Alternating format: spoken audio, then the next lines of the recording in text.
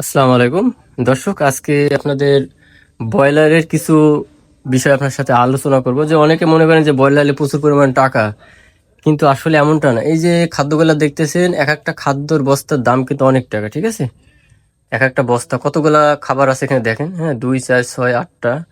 এখানে কিন্তু প্রচুর পরিমাণ তাদের কিন্তু দিনে 3 বার খেতে দেওয়া লাগে, এবং মনে করেন যে ওষুধ আছে, খাদ্য আছে, প্লাস হচ্ছে মনে করেন যে পরিশ্রম আছে।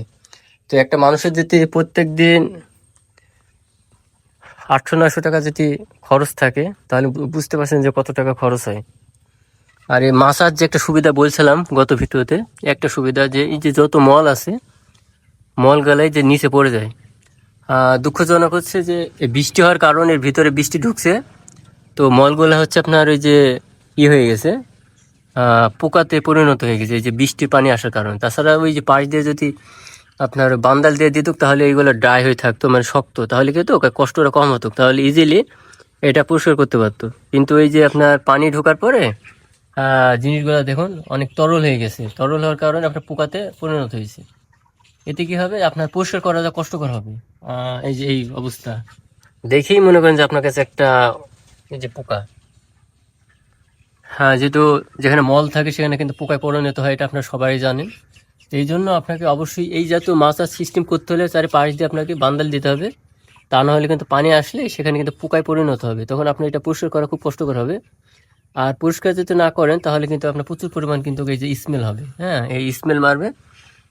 এই স্মেলের কারণে কিন্তু অনেক সময় কিন্তু আপনার মুরগির কিন্তু আপনার রোগ জীবাণু ছড়ায়, ঠিক আছে? আর এটা পরিষ্কার করে করা থাকলে তাতে দেখা যাচ্ছে আপনার রোগটা এবং এই ব্যাকটেরিয়া, বিভিন্ন ধরনের ব্যাকটেরিয়া এগুলো কম হয়, হ্যাঁ। আর আপনারা খুব ভালো করে জানেন যে পরিষ্কার পরিচ্ছন্ন ইমানের অঙ্গ, এটা প্রত্যেকটা পশু পাখির ক্ষেত্রেও কিন্তু এটা জরুরি। এই জন্য এই খামারটা যখন মাছা পদ্ধতি করবেন, আপনার কিন্তু খরচ কমবে। খরচ কমবে, প্লাস হচ্ছে পাশে আপনাকে নজর রাখতে হবে যাতে পানিটা না আসে, তাহলে কিন্তু আপনার এটা ইজিলি কিন্তু আপনি পরিষ্কার করতে পারবে। মাছা সিস্টেমের ঘরের একটু সিস্টেমটা দেখাবো। এই হচ্ছে মুরগি, এই বাচ্চাগুলো আমি কিন্তু ছোট দেখাইছিলাম গত ভিডিওতে। মার্শাল্লাহ, আল্লাহ পাকের অশেষ রহমতে বাচ্চাগুলো অনেক বড় হয়ে গেছে। আপনাদের প্রত্যেকটা বিষয় বা প্রত্যেকটা জিনিস দেখলে অবশ্যই আপনার মার্শাল্লাহ বলবেন। কারোর কোনো সৌন্দর্য কোনো কিছু দেখলে মার্শাল্লাহ বলবেন। তো আল্লাহর রহমতে অনেক সুন্দর হয়ে গেছে। আর হয়তো বা 10 15 দিনের মধ্যে আল্লাহ পাক যদি চায়, ইনশাল্লাহ বিক্রির উপযুক্ত হবে। তো এই অবস্থা, এই হচ্ছে অবস্থা। এই মাছা পদ্ধতি করলে দেখুন যে উপরে কোনো ধরনের মল নাই, ঠিক আছে? আর এই উপরে এই যে ইট দিয়ে আপনার খাদ্য এবং পানির পাত্রগুলো দিয়ে দিতে হবে। আর আপনাকে এই ব্রয়লার বলেন বা যে কোনো ফার্মে বলেন, যে আপনার খাবারের রুটিন তৈরি করতে হবে। একটা মুরগিকে যদি আপনি খাবারের পরিমাণটা বেশি দেন, তাহলে কিন্তু আপনি ক্ষতিগ্রস্ত হবেন। কারণ খাবারের দাম কিন্তু অনেক বেশি, 1 কেজি খাবারের দাম 70 টাকা কেজি।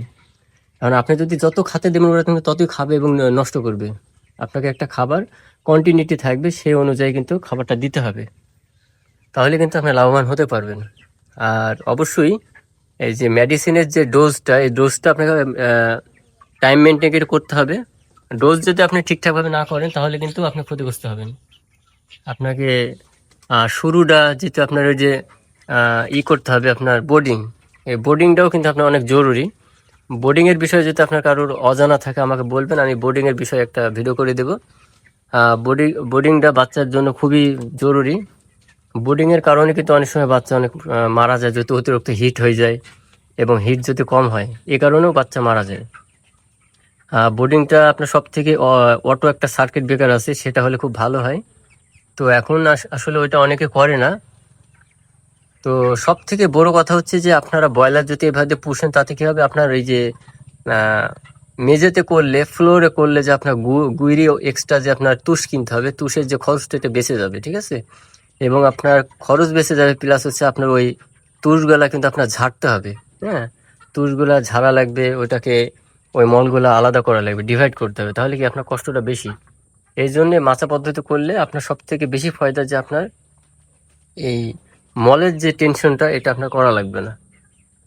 তো এই জন্য অবশ্যই এই মাছা পদ্ধতি করতে হলেও আপনাকে নিচের সাইডটা কিন্তু আপনাকে অবশ্যই নজর রাখতে হবে, যাতে আপনার বৃষ্টির পানি যেন ভিতরে না আসে, ওইটা যেন না ভিজে যায়, তাহলে কিন্তু আপনার পরিষ্কার করা কঠিন হয়ে যাবে, কারণ এই পোকা হবে, আর তখন আপনার ওইটা পরিষ্কার করতে কষ্ট হয়ে যাবে।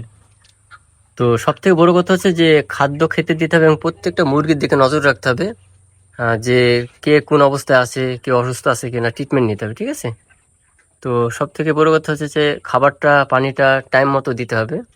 আপনি যদি অনিয়ম করেন তাহলে কিন্তু আপনি ক্ষতিগ্রস্ত হতে পারেন। তো আমি আশা করি যে আপনার এই ভিডিওটা দেখে হয়তো অনেক কিছু জানতে পারছেন। আর যদি কোনো কিছু জানার থাকে অবশ্যই কমেন্ট করে বলবেন, আমি যথাযথভাবে ওই ভিডিওটা ওই ক্যাটাগরি অনুযায়ী করার চেষ্টা করবো। তো সবাই ভালো থাকবেন, আল্লাহ হাফেজ।